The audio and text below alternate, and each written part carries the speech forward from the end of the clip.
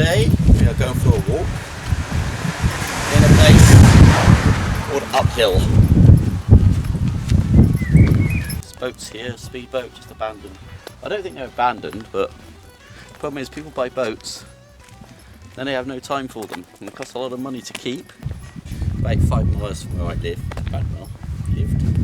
it's a lime kiln. So my wife's going to tell you what they used to do in a lime kiln. Well, they used to burn the rocks down to release the lime in the ashes. The lime was used for rendering down animal carcasses. It was used for painting the outside of houses. It was used for 101 uses. And this is what a lime kiln looks like. You can see a historic lime kiln, so that here would have been the fire going up. Yes, that's my wife says, very corrosive. Probably brought in the stone from behind here, would have come from there, I'm guessing. They would have been taking it off of this quarry, putting it straight into the kiln. Probably did by ship up to Bristol. Yeah.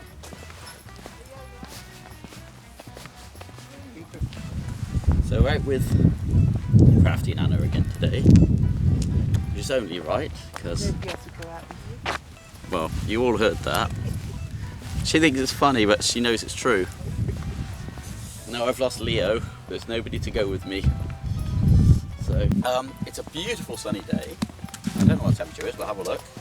Just so you know, I am wearing a sweatshirt and a jumper and a t-shirt. Wow. It's a high of 13 today. Yeah, so we're really getting warm. So bearing in mind it's 28 to 32 in Malaysia, we're at 12. But a lot of the English people, who obviously are used to this now, are wearing shorts and t-shirts. We are still in Malaysia mode, freezing our bits off. Though, actually quite nice at the moment. The sun is shining, but it's beautiful countryside as you can see here.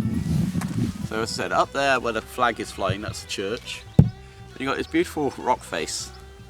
First of all, the Crafty Nana, show me what a stinging nettle is, please. These are all stinging nettles here.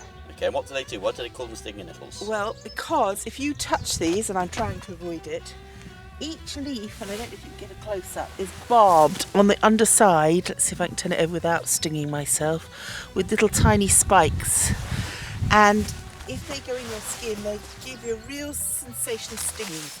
If you roll around in these, you'd be stung all over, and it really hurts. But you can also make nettle tea, yes, boil you can them make up, tea out of like that. tea leaves, you know, just steep them in boiling water. You can make nettle tea, which is very healthy. And I'm sure there are lots of other uses for nettles, but they hurt. So, you know, if you wanted to pick the flowers or do something, you would want to avoid these. And there's a lot of them all around in the acres here in the nettle. Alright, explosive store. So this structure in here, which you can barely see now because it's all overgrown, it's a 19th century powder house that stored the explosives which are used to blast the stone in the quarry behind Uphill Marina. The stone obviously was blasted to make the lime. Now, going back to our stinging nettles, quite often the same places that you see stinging nettles, you'll see these. These are dock leaves. And these were supposed to be the cure, so that if you get stung by the stinging nettles, you could rub the dock leaves on the stings and it would make them less painful. And it worked. It worked. It definitely worked. There's a little spider's web in it and I just made his home you killed it. homeless. And here, this stuff is what we call brambles. It tends to have blackberries on here, so in the summer, or when the time is right, we would come and we would pick the blackberries. Blackberry and apple pies, as the Crafty Nana says, absolutely delicious. So you're learning a bit about England for those of you in Malaysia. Goosegrass. You see, now there's another thing. See if I can get to the goosegrass without catching myself on the stinging nettle. So this is goosegrass. This will stick to you. This is nature's, what's that stuff called? Velcro. Velcro. Nature's Velcro. It sticks to you. It sticks to anything. We always used to make crowns of it when we were young and put them on our heads. To meet Jesus. Oh, I've got a little spider on this one as well. You're killing spiders off today. You're spoiling their lives. I'm altering their homes. Yes, you are. But yes, goosegrass, cool stuff. So this is the English sort of version of a jungle, if you like. It's what we call woods in England, which tends to be trees, brambles, smaller trees, the weeds, and so as you can see, it's not as thick or it's immediately sort of engulfing as Malaysian jungle, but you know, you're not going to get very far in that, are you? And a lot of that is spiky and will do you damage. The one thing we haven't got tucked away in there though are snakes and big spiders that are going to get you. But that's one of the positives. The one thing I will say, much as I don't like the cold, this weather is nice. It's a nice temperature, and walking in Malaysia I find physically hard work because the temperature is so great. This is actually quite a nice walking temperature. Okay, you have to talk about Kissing Gate. Crafty Nana's getting a big part in this video. We'll have to give her equal billing.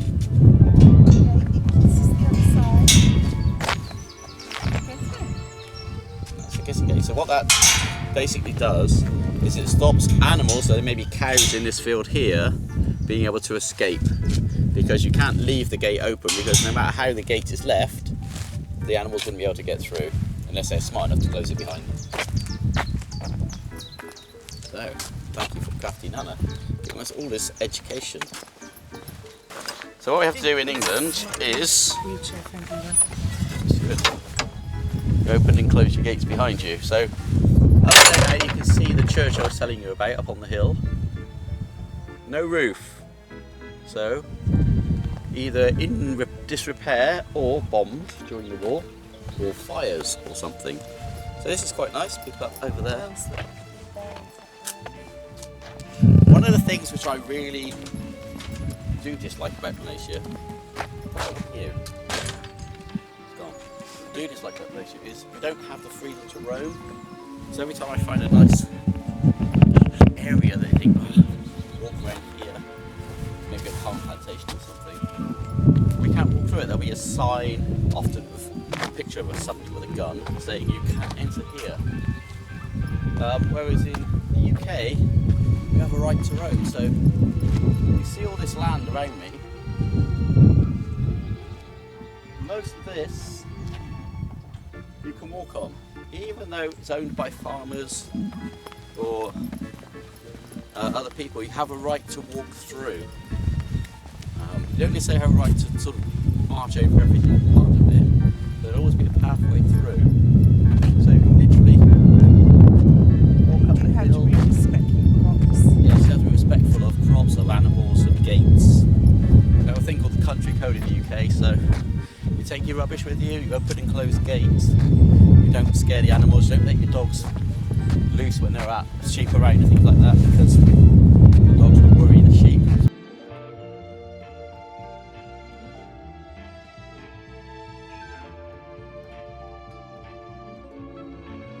I think that's called bring down, that bit of going out to the sea. You can walk up there and along there. The ability to go for a walk in the countryside in England is just like a massive win. A massive win. But England isn't for us. Regardless of whether or not we're allowed back into Malaysia, we definitely can't stay in England, because in a few short months winter will arrive, and with it will come more cold, much colder than this, rain, possibly snow, but usually not snow, usually just drizzle, rain, and then my wife's breathing from her various ailments will go to pot. Some people do, but we don't want to go out in that kind of the cold, dark misery. So anybody in England, because I don't know, see the bench, next to the bench now, twice we've seen this. Does anybody know what that's for? No country is perfect. So when you travel, as we've done, you realise that some things are better in some countries than other countries. However, as a package, we feel that for us, Malaysia is one of the nicest places to be. Probably a couple of reasons. Number one would definitely be the weather. Number two would be the people. The people in Malaysia are lovely. And Malaysia is a safe place for us. Robin Redbreast right here, look, again. No, I'm right close to him. There you are, Robin Redbreast. How about that? You've moved. Aren't you? You keep moving. beautiful. So, beautiful little birds. So for any of my Malaysian viewers, and I know there's quite a lot that have been to the UK, tell us what you prefer about the UK to Malaysia, which bits you like better, but why ultimately you prefer Malaysia, because I think it's interesting. You've travelled, the people that have been to studied in the UK or whatever, you've spent time in England. You haven't been here for a 2-week holiday, because I don't think that counts. If you've been somewhere for, let's say, a year or 2 years because you've been studying, which bits about the UK did you enjoy? Where did, first of all, tell us where you were. Which bits of the UK did you enjoy, or which, whether it's the food, or whether it's the people, or whether it's the sport, whether it's the countryside, whatever it was that you liked. But then also tell us why ultimately you went back to Malaysia, because if you didn't have to, of course, obviously a lot of people have to go back to where they came from. But what do you prefer about Malaysia? And I know that Malaysians are going to say the food, because Malaysians are very proud of Malaysian food. But do you prefer the weather in Malaysia, where it's hot, hot, hot all day long, all night long? Or did you enjoy the 4 seasons? Did you like the cold and the rain and the snow? You know, tell me, because that's the thing that we don't like. We lived here for years, many years, most of our lives. Haha, Leo! Can you remember when we had our conversation about when I was a kid and I used to go walking off through the hills like this for the whole day, and I would drink from the cow trough, because that's a cow trough. I wouldn't drink from, well, that's not true, I did. If I was really thirsty, hello. If I was really thirsty, I actually would, when I was a kid, drink out of the main part. But you see the part with the box at this end? If you open that up, there'll be like a bullcock, and that pumps in clean water. Although, I don't really know how clean the water I was drinking was. It could have come from anywhere. So this is Walborough, apparently. Never even knew this was called Walborough. Walborough Nature Reserve. Bronze Age burial mound on top. Walborough Down was cleared of trees 5,000 years ago. It's been an open grazed landscape ever since. The teasels are left over after the thistle has flowered, and the teasels were used to tease.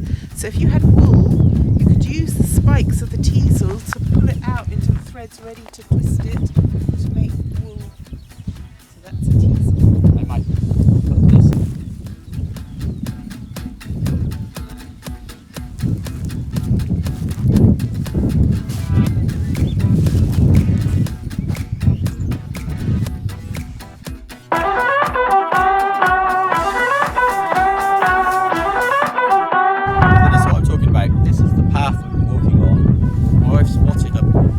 A walkway here going up to a gate, so we decided just to go down that path.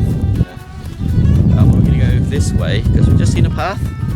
It means people have been walking this way, and well, we're walking 3 different directions actually. 1, 2, 3.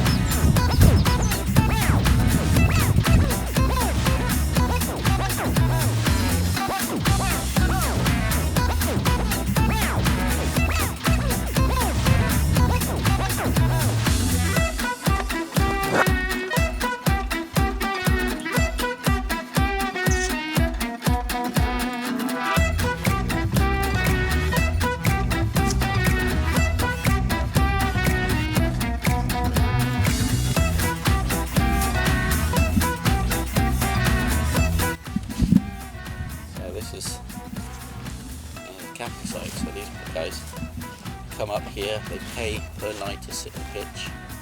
So they usually have facilities like toilets and showers available, although a lot of these vans will have toilets and showers inside. But it's always better to connect to the mains if you can. So it's quite nice, you can park up by here, we've got these walks around them. We've just been. Nice place to come and chill.